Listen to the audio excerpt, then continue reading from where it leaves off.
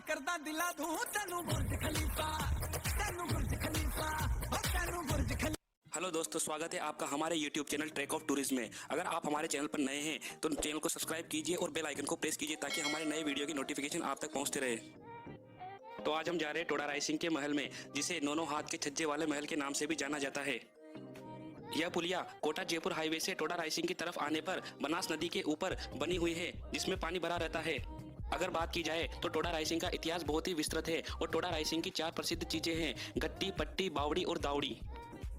यह जो आप सामने की तरफ देख रहे हैं, यही टोडा रायसिंह का सुप्रसिद्ध महल है, जिसे नौनों हाथ के छज्जे वाले महल के नाम से भी जाना जाता है।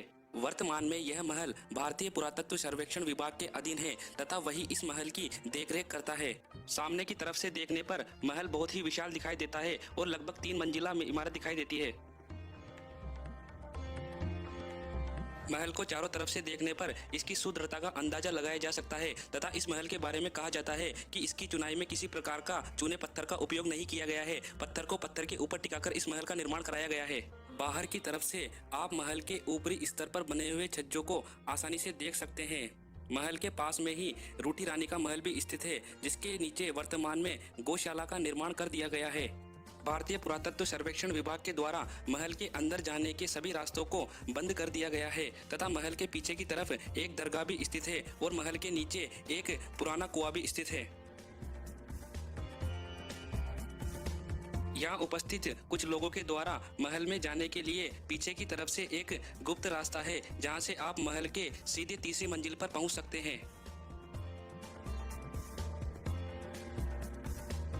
यह गुप्त रास्ता आपको महल के सीधे तीसरी मंजिल पर लेकर जाता है, जो कि बहुत ही बड़ी है। यह रास्ता बाहर की तरफ निकलता है, जो आप देख सकते हैं।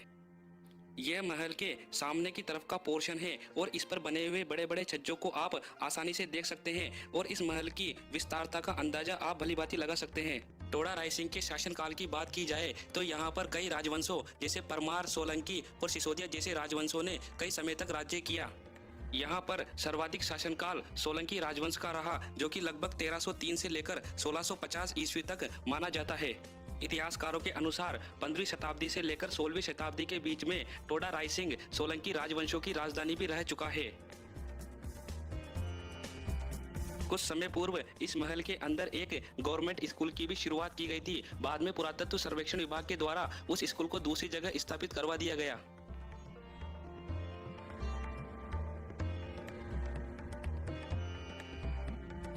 टोडा रायसिंह के इतिहास को मेवाड़ के साथ जोड़कर भी देखा जाता है और कहा जाता है कि टोडा रायसिंह के राजा राव सुल्तान सिंह सोलंकी का युद्ध जब लल्ले खां पठान के साथ हुआ तो उन्होंने मेवाड़ के रायमल से सहायता मांगी। इस पर मेवाड़ के रायमल ने अपने पुत्र पृथ्वीराज को भेजा, जो कि राणा सांगा के बड़े भाई थे। पृथ्वीराज को उड़वा राजकुमार के नाम से भी जाना जाता था। उन्होंने लल्ले खां पठान को हराकर टोडा रायसिंह को राव सुल्तान सिंह को वापस सुपुर्द कर दिया। महल के ऊपर की तरफ देखने पर आपको ये विशाल छज्जे देखने को मिलेंगे, जो कि नौनों हाथ के छज्जे के नाम से जाने जाते हैं।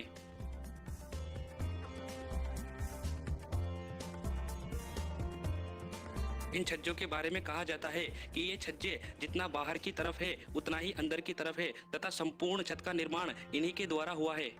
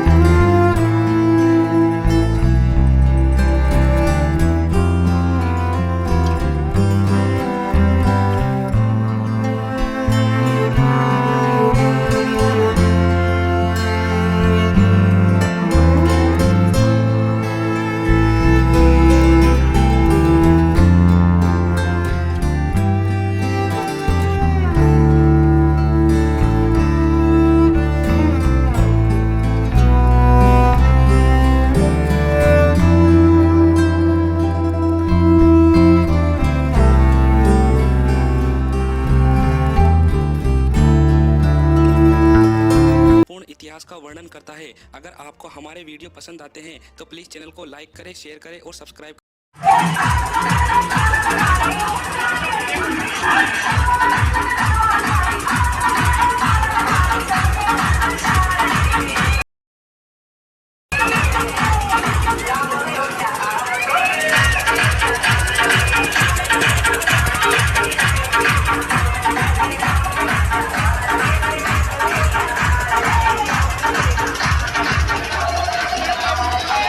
Jai Shri